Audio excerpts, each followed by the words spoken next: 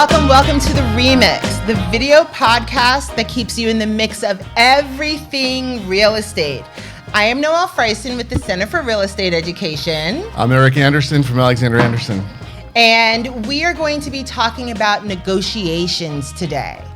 Eric, why don't you top us off with negotiations? What is the number one thing? Well, one, why do people need to know how to negotiate? Oh, there's so many reasons. But the number one thing you need to worry about with negotiation is trying to get the information from that other person. So I would say number one skill, listening skills. Listening skills. It's important to listen. And listen, guys. Right? You need to know how to negotiate. If you're walking in there cold, if you don't know how to get something out of someone, then you're always going to have the bad deal, right? You always are going to have the bad deal. Tell us about listening. Why do you think listening is the most important thing? Because his wife told him. Definitely, that's one of the reasons. But by listening, it actually, most people know what they want, and you don't always know what that other person wants. So by listening, they're going to tell you what they want. And they may not tell it to you directly. You just have to listen, and you have to figure it out. And then that will make your life so much easier, and you'll get what you want. Well, I think also the more people talk when it comes to... I'm going to introduce you guys. Oh, wait, now it's... New format. Yeah, new format. Wait, did somebody send an email that I was supposed to read? Someone sent that email. Don't forget, this is season 2, right? This is season 2. Oh, man, guys. Apparently, I didn't read my messages. New Hit the buzzer. Hit the buzzer. To myself. There we go.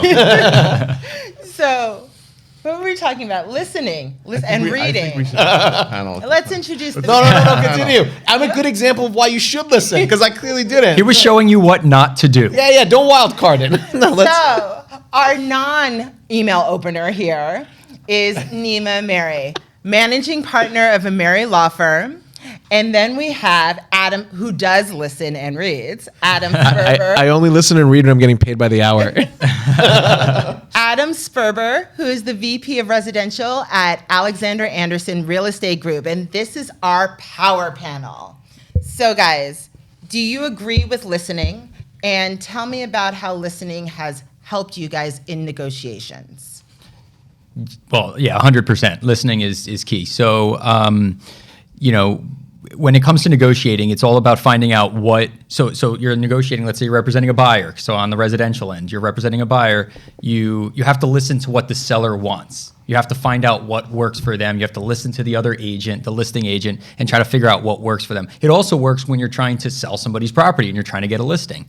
Listen to them. Find out what they're looking for. What will make them want to work with you over somebody else. So are you saying like listening/listing?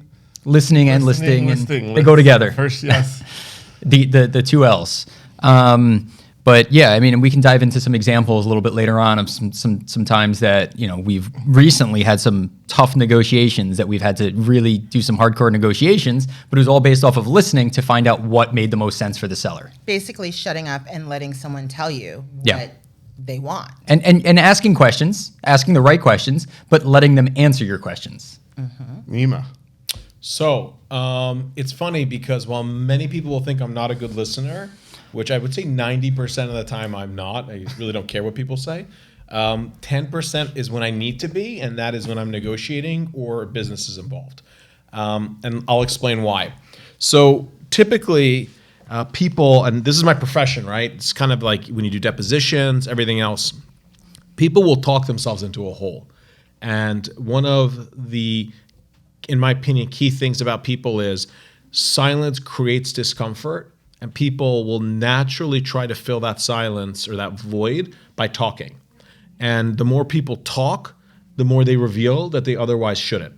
So I think the best analogy is, imagine you're playing poker. Maybe not a lot of you out there play poker, but you understand the concept of it, right? Everyone gets some cards. You look at the cards and you have to try to guess what the other person has, and you can bluff. You play a game, right? Now imagine if during that game, one guy is just talking and he's talking about all the cards he doesn't have or all the cards he does have. It makes it a lot easier to be able to break down what's true, what's not true, and where you can go. And when it comes to negotiating, the more you talk, the worse you are.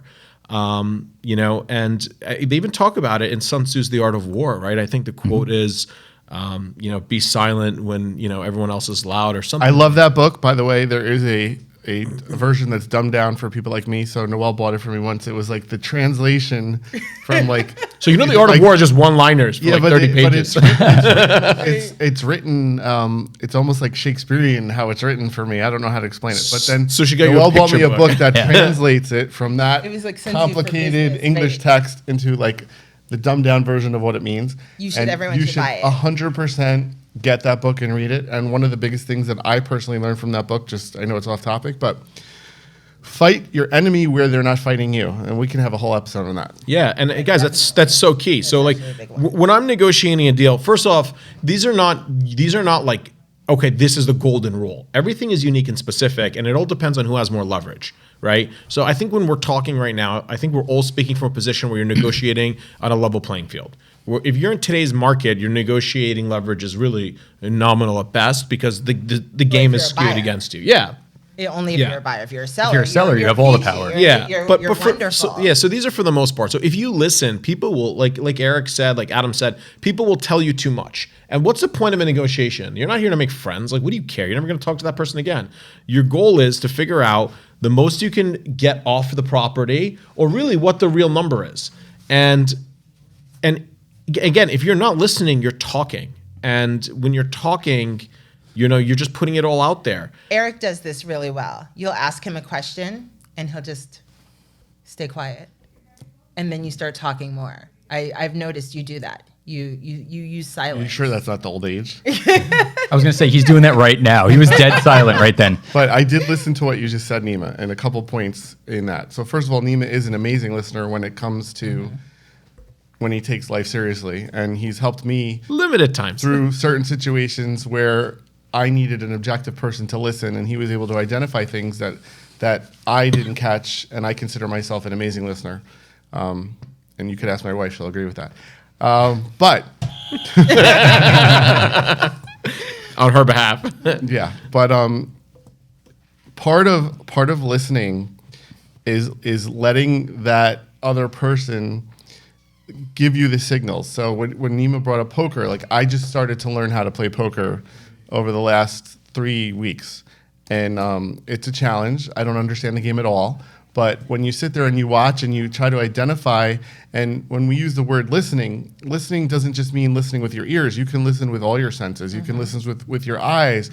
You can listen with the sounds that you're hearing. You can listen with examples of what someone's body language is. There's so many ways to listen and identify what's coming from that person. Even you can listen with your mind. What are the words that are coming out? So it's not just about like how they're coming out, words, right. but what are their choices of words? And all of these things come into play with how your response should be. And one of the things that I like to do is just sit there and wait. And I find myself sometimes getting really excited over a certain topic. I used to do this more when I was younger, but now I'd say I'm like 90% of the way there, but I can identify when I'm not doing what I'm supposed to, and I'll actually bite my tongue. So you physically bite your tongue? I will physically, but I don't do it outwardly where people can see it, but I'll bite my tongue internally. Unless you're wearing a mask. Yeah, unless I'm wearing a mask. But you have to let that person get out everything, especially in what I call a negotiation. Now, there are examples when you don't want that to happen, which Nima will tell you, because if you're probably in a mixed group, so let's say Adam and I are talking and it's just the two of us, I don't have to worry about what anyone else is saying, okay? So I can banter back and forth with you, and there's going to be no issue coming out. But if now we have a third party like Nima, okay, and I'm back and forth with you, and I let you say everything that you want to say, something may come out that I don't want Nima to hear, and it could screw up the whole negotiation. So that would be an example where I would want to jump in and cut you off. Right. Yeah, actually, to that point, guys, everybody has different negotiating styles. And the worst thing you can do is negotiate with another person because your styles can conflict, and then you guys can just blow everything up. All negotiations, though, negotiating with a third person with you. So let's assume Adam and I wanted to buy a property, and we sat at a meeting, and we're the buyers, the sellers are on the other side. One of us should be the designated negotiator, because if there's two, we can have two different styles. It doesn't mean one person's style is better than the other. It means that style conforms to that person's personality. But when you mix the two, it could just become a shit show, right? Because you could start talking about things that really aren't that aren't relevant. When I negotiate, I put a bunch of stuff out there and I know what I don't care about. And then I concede what I don't care about, knowing that I've given a concession, right? Or else ultimately, I also have this style where I have no problem getting up and leaving, right? I'm okay to lose deals. It happens all the time. And maybe the person you're with isn't. And maybe I'll give you a prime example. So I was doing a transaction and I was prepared to walk away from that deal, right? I was negotiating for a client and I knew the other side would break. I read them and I knew that it was just it was a pissing match, right? It was a matter of, we're playing, what's that game, Chicken, where the two cars go at each other? Mm-hmm. Yeah. Mm-hmm. And I knew that you just had to stay tight. But I told my client, trust me, right? My clients trust me to negotiate for them. It works all the time. Settlements. I just had a phenomenal settlement agreement. And the reason was I didn't budge. And they jumped up and down. They yelled, but you don't budge. So I said, okay, you know what? Thank you so much for your time. And I went to get up to leave. And my client didn't.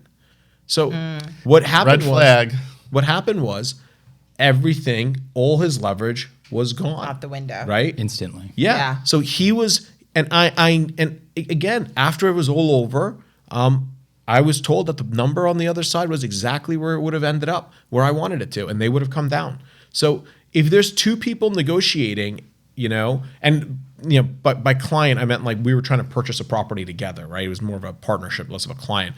But ultimately, when it comes down to dealing, negotiating, pick one designated person and let that person handle it. And, let's talk about what you had said, like you were ready to get up and walk away and the other person wasn't. How do you, that hard-nosed, like when you think negotiation, right? You think of someone being a shark out there, like, being really tough and rough. But is it always that way? Absolutely not. Sometimes it can be like as smooth as a baby's rear end. And you don't want it to be. You don't want it to be tough. If you're doing a good negotiation, so if I'm negotiating with a listing agent and I'm negotiating with them, I don't want them to know that I'm negotiating with them. In a way, I try to become friends with them before, build that relationship over anything. It could be anything. Maybe we grew up in the same town or we know some similar people, whatever it is. And then you start asking them questions and start mixing them in there. So you're negotiating and you're asking and you're getting information without them even really realizing that they're divulging some of this information. And like Nima, that's a style, guys. Yeah. That's a unique style. You lure them in, you break down that boundary and make them feel like you're their friend, and then they become uncomfortable with being rude to you. Mm-hmm. That's a unique style. It's not that is a style. And it works. In today's market, it works great. And when you're representing a buyer, especially on the on the residential side and the commercial side too, I guess. But on the residential side, when you're trying to negotiate for a buyer, it's so tough out there. You have to become friends with these people, and you have to make them want to work with you. But then, you mentioned before about you can talk yourself out of it. So know when to essentially shut up. Because if you say too much, like sometimes I have buyers walk into a house and they say, this house is amazing. It's the best house ever. I love it. I don't want to lose it. And all your negotiating power is gone. Right. Like, so I always tell my buyers when I go in, just say nothing. You don't know if they're watching you on camera. You don't know if they're sitting in the other room or they're listening or something. So just keep your mouth shut and we can talk about it outside. We'll walk away. We'll go to Starbucks. We'll go to get a cup of coffee and we'll talk about it there. But don't express how much you love the place because then all your negotiating power is gone. Just like what you were saying about... Can I give you guys a hilarious story that happened this week? So I consider my dad the ultimate art of the deal, right? This market is savage. Bidding wars left and right. There's a property he wants in Bergen County, and listing price was like I think $385. So my dad walked in and offered $210. So it's his style. So the agent's like, I'm not going to do that, and but he's like, well, that's my offer. And listen, she knows him, my dad, well. She's been his agent for a long time, and that's how she keeps his business. Offer $210, and they were like, no, you're crazy. Like, get out of here. So he kept going up and up and up, and And there other people were offering ask. His offer was the best because it's cash 2-week close and I don't care. But then they're like, well, does he want to come see it? So he does his walkthrough after they've already kind of come to terms on a price.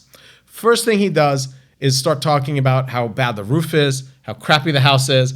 The hilarious part was they replaced the roof like 3 years before. It was a brand new roof. Like just everything he saw. Forgot his glasses at home then? Just everything he saw was the worst thing he could ever look at. This is horrible. Like this place probably has lead. Just nonsense half the time, right? But at the end of the day, he really wanted that property, right? And I knew he really wanted the property. Did he get it? Yeah, of course he got it.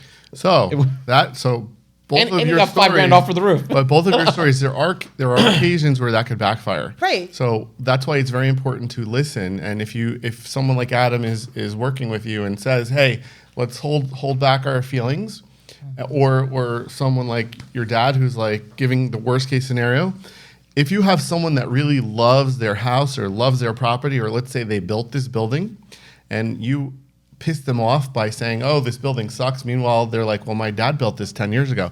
So there are occasions where you have to be able to watch their body language and listen and understand who is the seller. So that could backfire if you do something like that. No. So I'll preface with that's 100% right. And the difference is, someone like my dad is prepared for it to backfire, and he'll walk away if over $5,000 difference. If Right, but that's because if what you heard Nima say earlier, I don't care what people think when it came to the deal making part of it. If you don't care if you get the property or not, then you're in an amazing negotiating price. Yeah. And your dad, I know, invests in multiple properties. So if he loses one, he'll get the next one. So for him, it's all about getting that deal, right? Well, he told me something a long time ago. This is like when the '08 collapse, and honestly, I still play it out in my head. We've had arguments about. I'm like, who cares? It's $10,000, it's $10,000. Who cares if you want to just get it? It's irrelevant difference.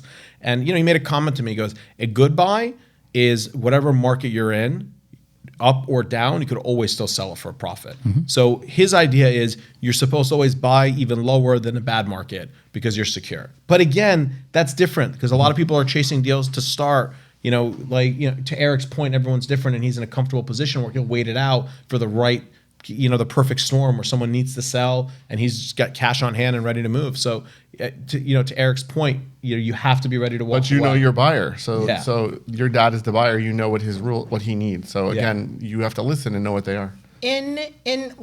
Let's say in residential though, Sure. if you went in and you were saying this is horrible, this is horrible, this is horrible, you're probably going to put yourself in the position where they don't even want to entertain your offer because they don't think that you really want it. Correct. So especially in today's market, like you were just saying, I just submitted an offer maybe 5 days ago, and there were 30 offers on this house. God. $100,000 above asking. Same. That's Just about. what Carl says, in this market, it doesn't matter if it's cash or not. 15% above asking, 25% above asking. It's crazy. But here's where it worked out in our favor, and I've had this happen now twice. So they don't typically. So you submit. They say best and finals due Friday at 2:00. After that, that's it. Whatever the best offer is, they take. I've had 2 scenarios in the last 2 weeks where the listing agent actually came back to me and said, "Here, this is what we have on the table. If you match it, it's yours." Why did they do that? Because I built up that relationship. They wanted to work with us. They liked my clients. They liked the package that we put together. So that's what I'm saying. That's why it's probably the biggest thing. How did you know how to put that package together? How did you know what that broker would want? Because I asked questions and I listened. He went to a real estate school. Yeah. Center of Real Estate Education taught him very well. because he listened to the situation. He read that other broker. He read whether or not they needed a quick deal or what the sellers were looking for, and he was able to make that into a pretty picture. And you should never. So all right. So you're submitting an offer. I do probably 2/3 of what I do represents buyers, and maybe 1/3 on the selling side, on the listing side. So on the buying side, because that's the tough side right now. If you get a listing, it's gold. It's going to sell itself. As long as you have somebody good there that's going to take good photos, it's going to sell. You just have to have somebody on your side that's going to help you negotiate the highest price and figure out the terms and all of that. And that's why you hire a realtor. Right. But on the buying side, the biggest thing, that one of the biggest things that I've learned is never submit a blind offer. I don't care if you're going in at full price plus 20%. Always ask questions. I'll give you an example. There was a house, we were going to submit an offer, my clients above asking, and it was going to be 810 just a few days ago. And I called up the listing agent and I had a powwow with them. And before I even knew it, they were saying, no, you're just going to essentially waste your time at that number. So I was able to pick their brain after about a 15-minute phone call. And this is a big agent, pick their brain as to where we need to be.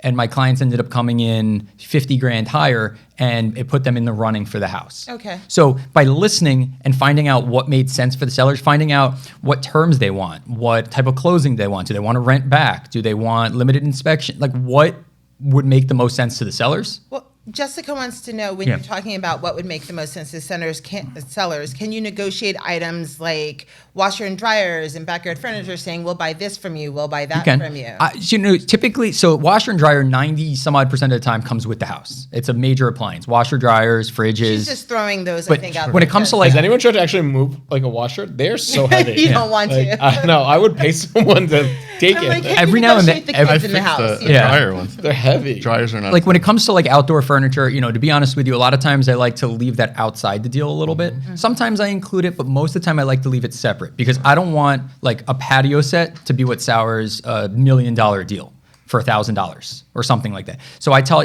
I'll help facilitate it, but I let them pay separately. It's not in the contract. It's completely separate discussion. Okay. When it comes to things like that or furniture. So smart too from a legal standpoint, right? Because then you have issues with a mortgage, right? Because you don't delineate the difference in price, and they're like, "Well, it didn't appraise out," and you're like, "Well, actually, 10 grand was for all the furniture in the house. It's not." So if you don't have an experienced agent like Adam who doesn't know to separate them, at the end of it, you do run into those problems or those issues. It should always be done separately because one has nothing to do with the other. Very good point. Very good point. And you also, as you said, you could aggravate someone if they had a brand new patio set that's 2 years old that they spent 10 grand on, and you're offering $2,000. Even though you were right on with the house and the value of the house, that wasn't as real for them as that patio set is. So you've just instantly created that sour relationship. And wait until you're under contract to really get that stuff because that could sour the deal before it even starts. I've also noticed that people are doing it after they're in contract, and they're getting good deals on furniture because I think once people now are like, okay, I'm moving, they realize that it's actually a lot of work and it's expensive. And it costs to move the money. Stuff. Yeah, It's tiring. So, and they're like, you know what? They're usually going to a new place and want new furniture anyway. So they usually are amenable, and you end up getting it cheaper because now they're like, well, if they don't buy it, they're actually doing me a favor and they're giving me money because I have to get rid of it otherwise. Good point. So again, the main thing here, our takeaway for today is listening. Listening. So you have to create opportunities that allow you to listen. So what Adam said before, he would never submit a blind offer. Even though he could have an offer that's $200,000 over ask, he's still going to call, he's still going to talk to that person that he submitted the offer to before he submits it, and he's going to build that rapport and listen to what they have to say because that could give him direction as to what to do with that offer. And it could also be too high. So if let's say an asking price is 800 and my client's going to offer 850. When I get the listing agent on the phone, I don't tell him, hey, I'm writing up an offer for 850. I never do that. I always lowball it. I say, hey, my client's going to offer 800, 810, something significantly lower than they're going to offer. The reason I do that is then I wait and see what at that point, I keep my mouth shut, say nothing. Wait and see what the listing agent says. They're either going to tell you, don't waste your time, or they're going to tell you, okay. And you can kind of ask, how is that in relation to what you currently have? Now, if you go back to your buyer and say, hey, I know you're going to offer 850, but I think you can offer 810, and it'll still put us in good shot of getting this house. Obviously, I'm not going to lose this house over a few $1,000s. Right. They're going to love you forever. Because that's exactly what you're there to do is save them money. So you Adam, you give a lot of great examples on the buying end. Yeah. What about flip the role on the listing end? Yeah. Right? How would you apply the principle to if you were listing or you were selling a house? I mean, nowadays it's a different market. So every house you have, there's not a lot of properties on the market. You're going to get multiple offers, and there's different things that make an offer strong, right? So dollars and cents is probably number one, but not by much. Terms are equally as important. Today's market, don't they? Oh, terms. Terms. So Okay. so when I say terms, I mean mortgage, appraisal, and inspection. Because let's say there's a house and they're asking 800, and you have an offer from a buyer. You're representing the seller. You have an offer for 900. If that house only appraises at 800 and they're not going to waive the appraisal, it's useless. They could offer $2 million for that house. It doesn't mean anything. Yeah. Because it's not going to sell for more than 800 unless they're willing to come up with the difference. So terms are almost equally, if not equally as important. I didn't mean as much terms. I meant about listening. So I'll be a little more specific. Sure. This is an area that specifically interests me. So credibility, right? So you're now the listing agent, and we talked about why you don't put in blind offers. Mm-hmm. So let's put it on the other end. What a listing agent or a seller will think if they get a blind offer versus if they've had a conversation with an agent who's identified themselves, Sure. built a rapport, and now comes in with an offer that may not be the same or as high, but maybe has a little bit more credibility because there's a face to the number. And that goes a long way. That goes a very long way. Because, so as a listing agent, you get to kind of, advise your client as to who's going to be the best. Because look, like I said, you could have 5 offers. If it doesn't get to the closing table, it's useless. It's just a piece of paper. It means nothing. If 6 weeks from now it dies for one reason or another, it's completely useless. So if you've done your due diligence and you say, look, I have 2 offers. This one's 20 grand higher, I know, but I've spoken to the lender, I've spoken to the agent, we have that relationship, I'm confident they have a good job, we've done everything, and they've given me all the information necessary. I think that this one has a higher likelihood of making it to the closing table. You can help push that offer through because in the end of the day, you want the same thing as your sellers do. You want to close. Mm-hmm. You don't want to, like I said, you don't want 6 weeks. You don't want to be starting over 10 grand. As to what you were saying, it's not just about the specific words that are coming out of their mouth. You can hear in their voice, well, we have to check with the mortgage person, or they're wavering. And you can take the person who really knows that this is set, this is exactly. set, this is set, so perfect than someone else. Perfect example as to what Noelle just said. If you ask a question to someone during a negotiation and they repeat that question to you, it means that they're stalling, they're buying time before they have to answer. So whatever you ask them is actually floating around in their head, and they're like, oh my God, how do I answer this question? It means that they don't have a strong position on it. So it could mean you could be asking them what's the time frame on the sale of their house. You could be asking them, would they include something? You could be asking them, what's the price? Yeah. If they take that time and take that pause before they just come back with you at an answer, it means that they don't know. Whereas if someone just comes back and you say, hey, what's the selling price in your house? And they go, $800,000. So that could also mean, A, that they're shooting for the stars and they're trying to come too high with something. Or it could mean that they just know that's their bottom line. So it's really how you listen to what that response is super important for negotiating. Oh, and also all these negotiations, the biggest thing. So, anybody that comes to me and says, how do I negotiate this? What do I have? The initial conversation, do it in person or over the phone. Never via text or email. Yeah. Because you can't read how they're responding to it. Like I said, if I throw out a number, you can't judge. They can say, okay, write it up. And you have no idea how they're truly feeling about it if they text you back or if they email you back. So try to get them on the phone, have that conversation, like I said, build that relationship, and then you'll get a lot of information out of them that you won't get via text or email. It's super important. So can we touch actually on another thing too? This might be a little bit off our sort of scope, but we're talking about listening now, like you and your client versus them and their client. What about listening to your client? Sure. What about being able to identify really not just what your client is telling you is important to them, but what actually is important to them, what is not? Can you talk to us a little about how you go about doing that in terms of when your client tells you, because they probably tell you, I want this, I want that, but realistically, very important. You have to know what they really want. There's a little joke in the industry. Buyers are liars. So that actually is a very good point. Why are buyers liars? Well, Adam's going to tell you. I never lie. You'll have people say, look, I'll... How old are you? It's for 21st. You'll have people tell you, look, I'm willing to spend up to, I'll spend $1 million. And then next thing you know, they're looking to spend, and speaking of which, I have a buyer calling me right now. Not a lying buyer, a good buyer. Yes, 810. What was that? 810. What? If they want to, what was the number you're just going to say? Was it 800s? No, 820. But yeah, like Eric said, buyers are liars, and it's the reason we say that is because they're going to say, I want this, this, and this, but then they're going to find a house, and it's going to have nothing that has to do with what you're asking for or what they've asked you for. It could be more expensive. It could be a smaller property, less bedrooms, whatever it is. Different town, different area entirely. So kind of keep an open mind when you send, like if you're sending properties over, let's say to a buyer, keep an open mind.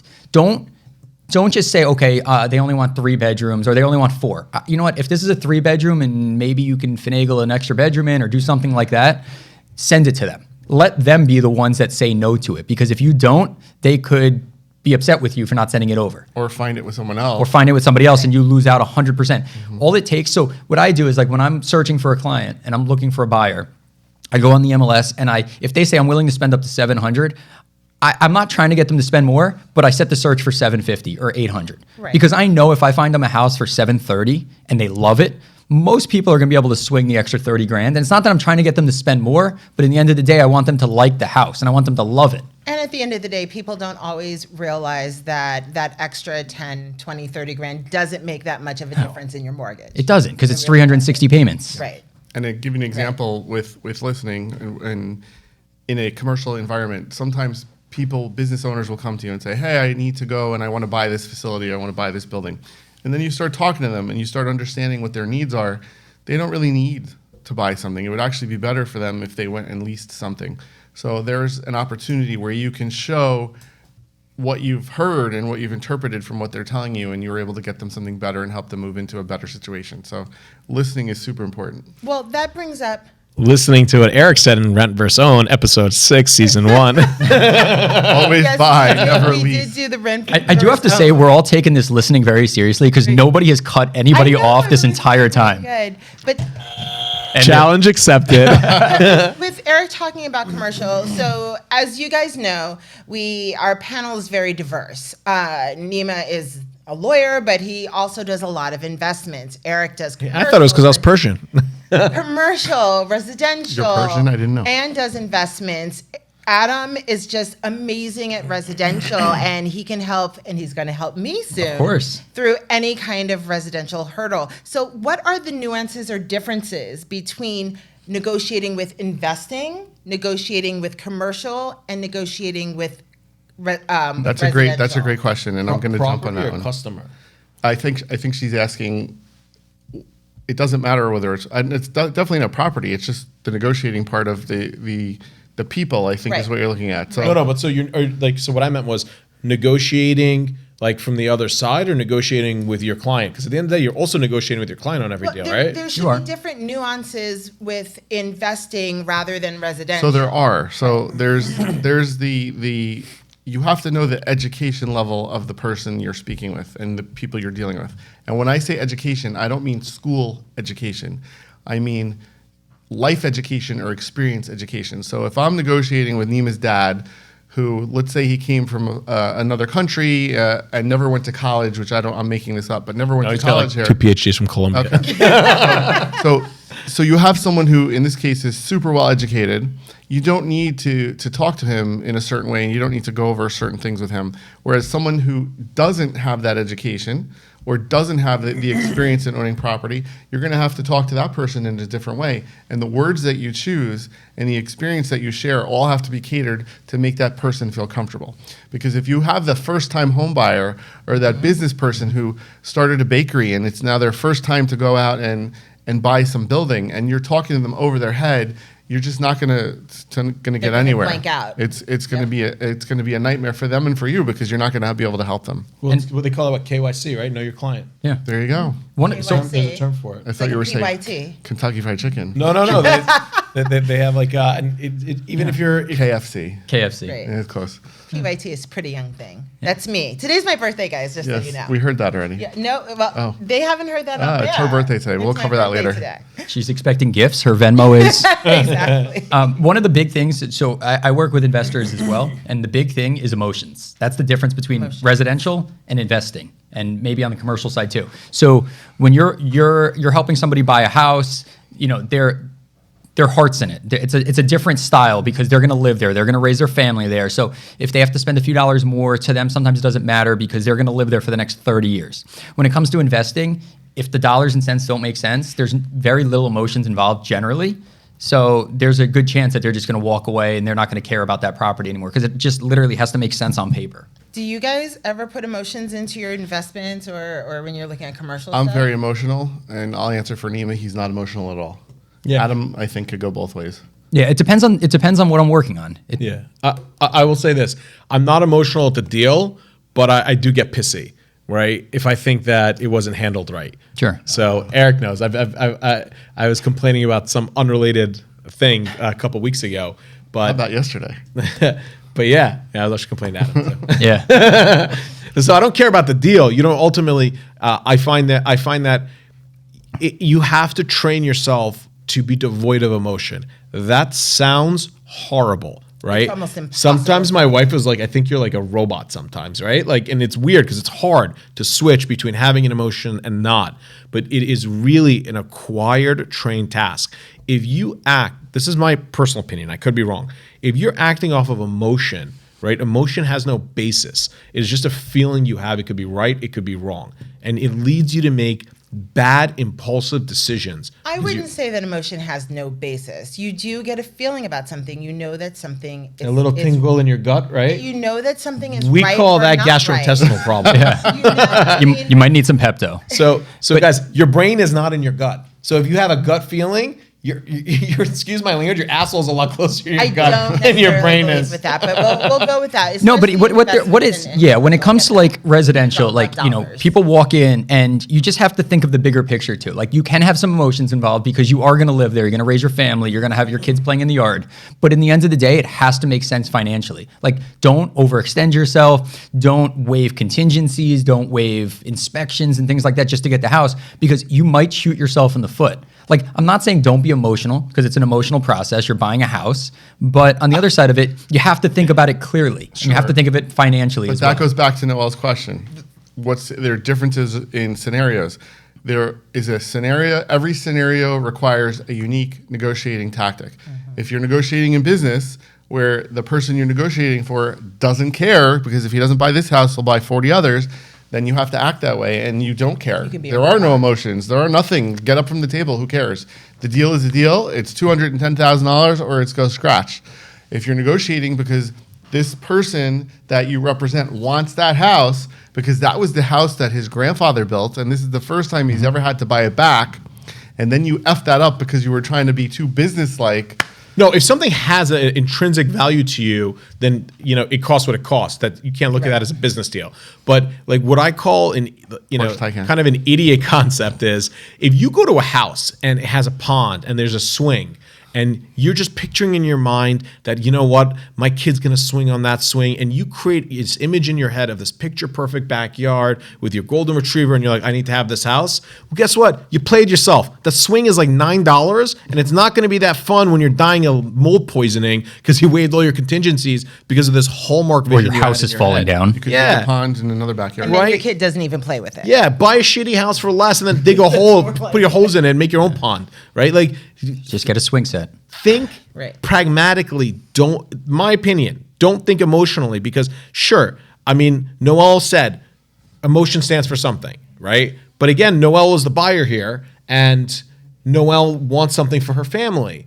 We're the people who are usually selling to somebody like Noelle, which is what we take advantage of. Let's be honest. That's why bathrooms, kitchens, and a couple plants. When I sell a house, I make sure that yard is so pretty with little flowers. Why? Because I know some consumer is going to come in there and they are going to visualize their life. Do you bake cookies too? Sometimes I have cookies and stuff put in front, right? Or I'll stage. You know that Noelle's going to walk in there and be like, oh my God, the boys are going to play, and then they're going to go swimming, and we're going to be the house. You're a sweetheart, and that is not a bad thing. But understand that there are people who know that type, and that they specifically target it. Whereas if you are emotionless and you look at the flowers and realize that flower costs $3, I can dig a flower and plant it anywhere I go, and you don't get caught up in the moment, you can see the deal for what it is. Right. Guys, you're buying a bunch of wood, and that wood has a bunch of other stuff in it, and everything else is changeable. Everything else is malleable. You don't need someone else's painted wall that you like the color of. A gallon of paint's like, well, now it's like $60, but It used to be in Home cheaper. Depot, right? It's a lot cheap. Paint your own wall wherever you want. Have vision. So know your customer, know the person you're negotiating for, try to have that discussion. And you could even go and talk to the client and say, look, are we going to negotiate this in a business point of view, or are we going to negotiate this from an emotional point of view? And Do then you you want actually it? help it. What do you want?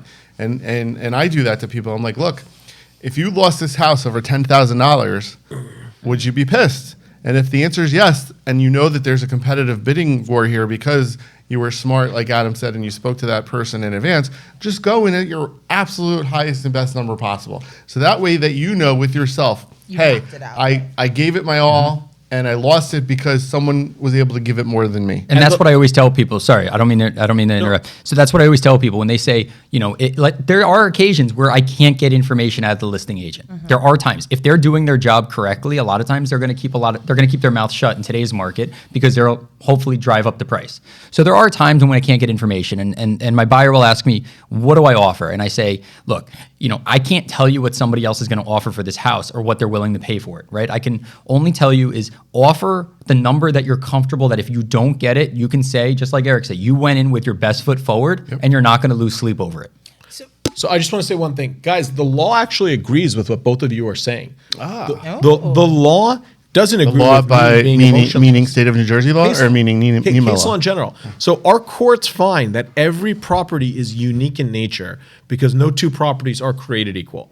And that's why you have things like specific performance. So case law and the way most people think and the way our laws are designed say that there is a extrinsic factor to property. It's not like I explained it as just being wood on a piece of property that's replicatable.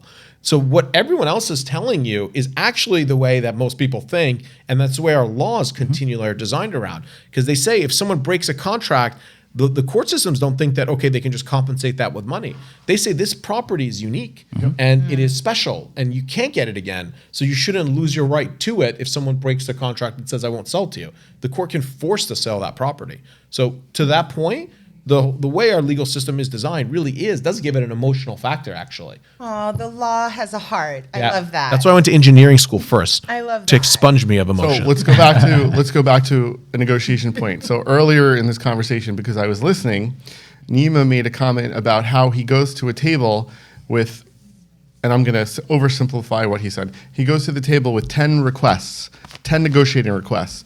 He knows in advance that 8 of those 10 are BS. And the other 2 are the really important ones. So he goes in, he puts all 10 on the table, and then as you negotiate, you use those as throwaways. Because if you're going in there with just your 2 most important requests that are almost like things you can't live without, and you don't give that other person on the other side something to win, it's almost impossible to get through that negotiation. I just realized we're screwing ourselves.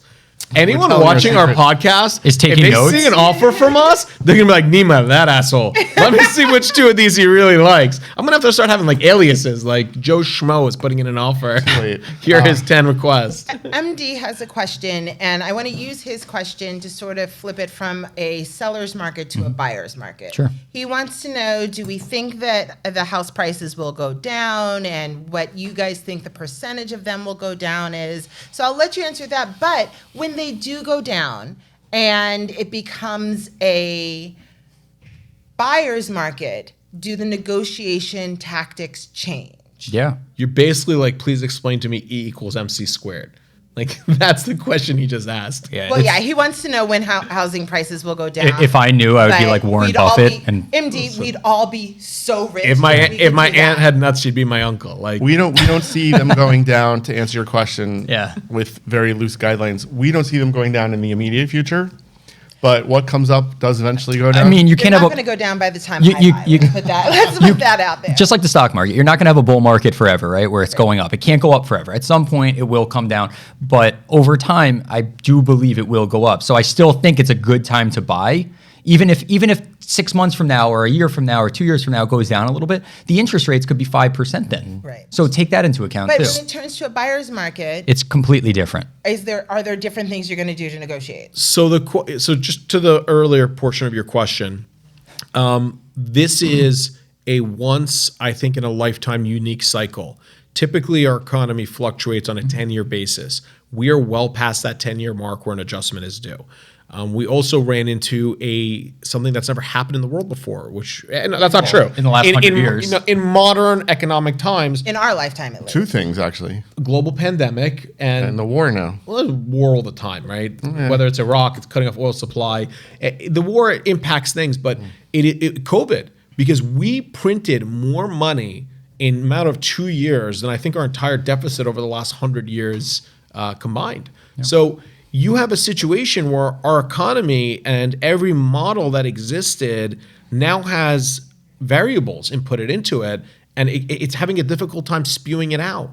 Then when you talk about real estate, while economics, the market, and people's home economics is a huge factor, you guys, the one thing that people never talk about is population, supply, demand, right? So let's talk about how that affects negotiating specifically. Supply and demand. Yeah, sure. So look, we live in New Jersey, right? And a lot of people joke about Jersey, but the amount of wealth in North Jersey, I mean, the statistics are astronomical in terms of the rest of the country. what you have here is you have one of the most densely populated counties in the country, I think in Bergen County, right? And when you have a situation where you have, even if the economy sucks, if there's 10 people who need a house because they need their kids to live somewhere, if you have these baby boomers or these younger generations now moving out of their parents' houses, or people who have lived with their parents till they're 30 and have now saved up enough to buy their house, you're combining various markets. And even with a bad economy, even with the S&P and the stock market dipping from its historic highs, you're still at a situation where people want the product and there's not enough product. Right. You're making me sad. It makes me think that there's no negotiation that I can do then. I think at best you're gonna see an adjustment. I think the world is in for a rude awakening when student loan repayments resume, when everything else resumes. Everyone's gonna get hit really, really hard because I think, and this whole Bitcoin nonsense, they've already began regulating. I don't even want to guess how many people. Okay. All right, so am I gonna go with my tangent? Nima for president 2024. Yeah. Look, so hold on. 20%. Hold on. Okay. Yeah. What you actually said, if you listen through that, there were many things that were brought up that would help in a negotiation. Part of listening and part of negotiation, know who you're sitting across from. Okay. So Nima brought up people who were kids that needed to be somewhere, or adults that need to move, or let's say the tax rules are going to change, or let's say there's someone who has to flee the country because of something that happens, or someone who died from COVID and their kids have to get out because there's all these exposures. If you know anyone, feel free to email me. So you need to know what is going on with that other party, and if you can find out details, like, and it's horrible to say, but if you find out that someone has a divorce, or if you find out that someone's business is failing, or if you find out the opposite, that the business is booming and they really need to get another warehouse and you have to help them get a space. Listening. It's all about listening, understanding who that person is and who's on the other side of the table. And then, like you said, if you learn the secret, so if you were to find a buyer or someone that was looking for a lease, and then you found out that Nima was representing them, if you Google Nima and you find out what type of lawyer he is, you could say, okay, this guy knows what he's doing here.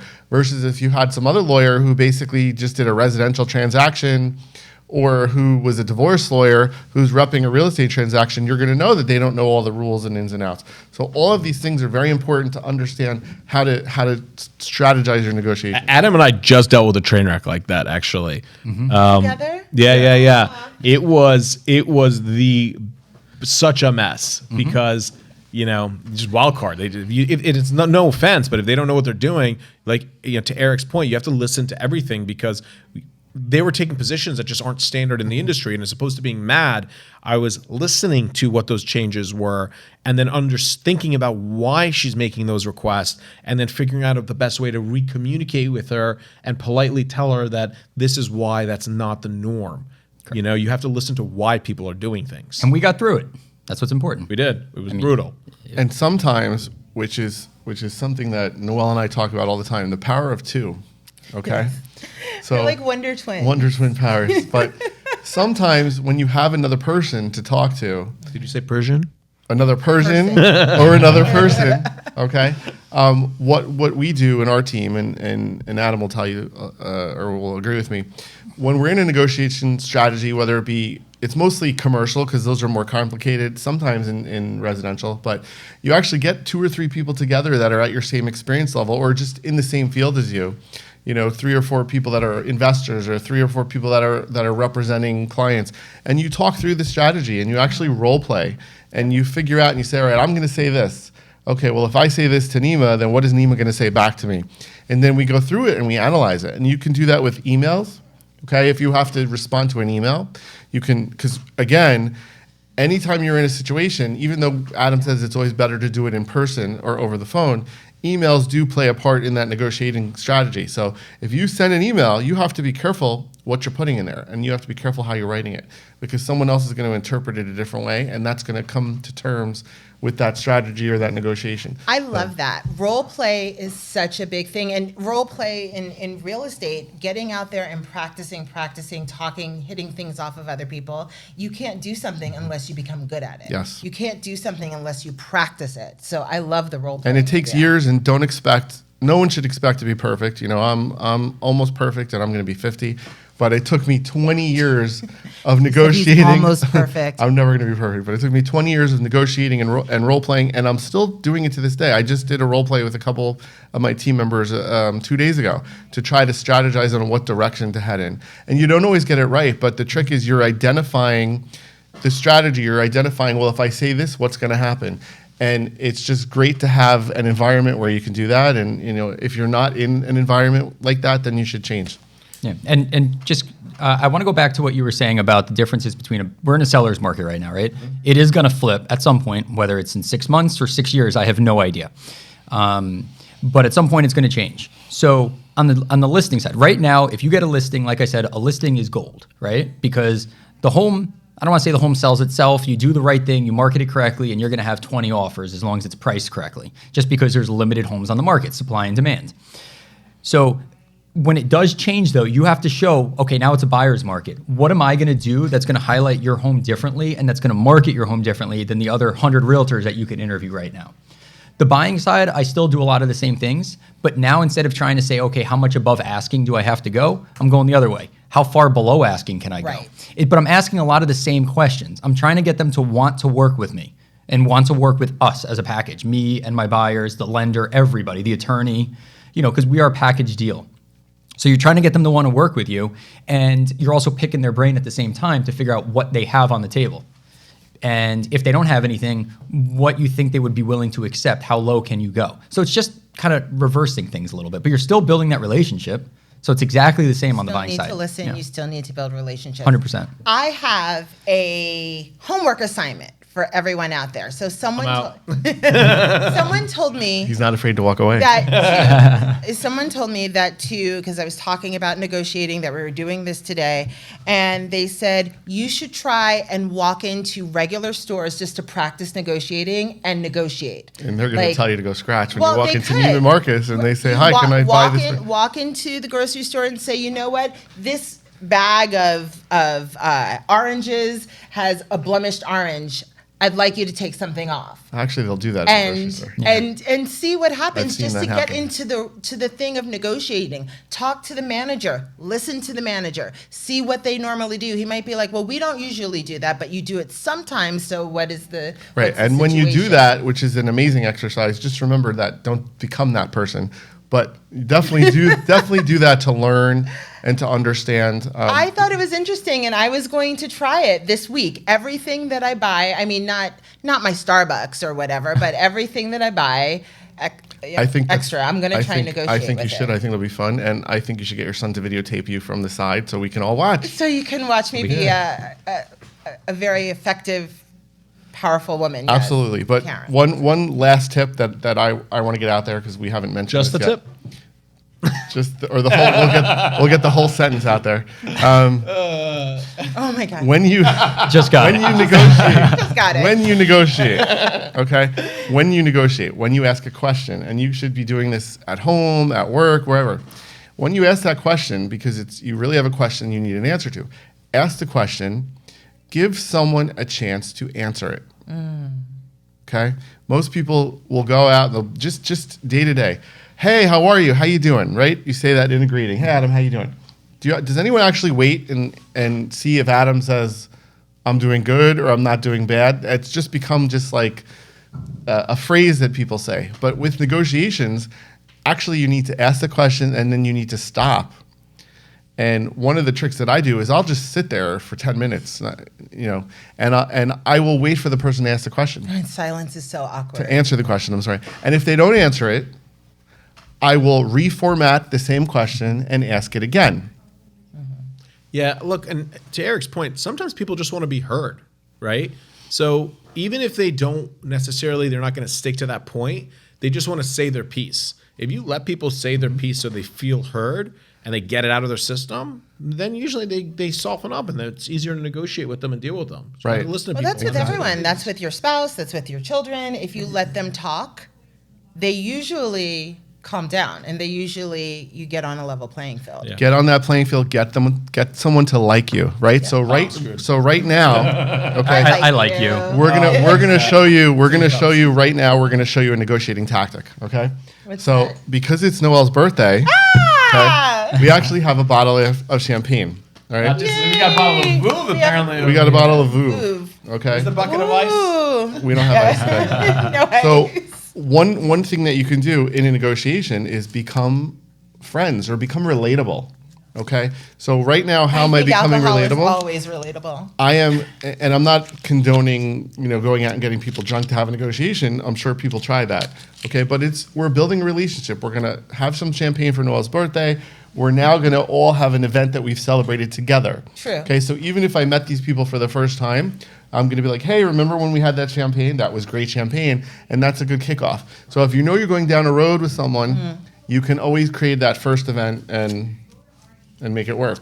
So can I comment on that? And the champagne? No, just relationships. So this is how important relationships are and why you should never burn them and look at them unilaterally. I built a relationship with a watch place years ago before everything went crazy. Should I shake this? No. And the name of the brand was Audemars Piguet, AP. I'm wearing one now. And great relationship, right? And I maintained it. And even when things got nuts, when inventory wasn't there, I actually became friends with the person I'm dealing there. This gentleman named Ari, really, really nice guy. And when I needed a watch, I needed something for my dad's birthday, I made him a call and I said, hey, this is the event. And he was kind enough to actually procure me one, which is very, very difficult right now. Did you buy a bottle of champagne?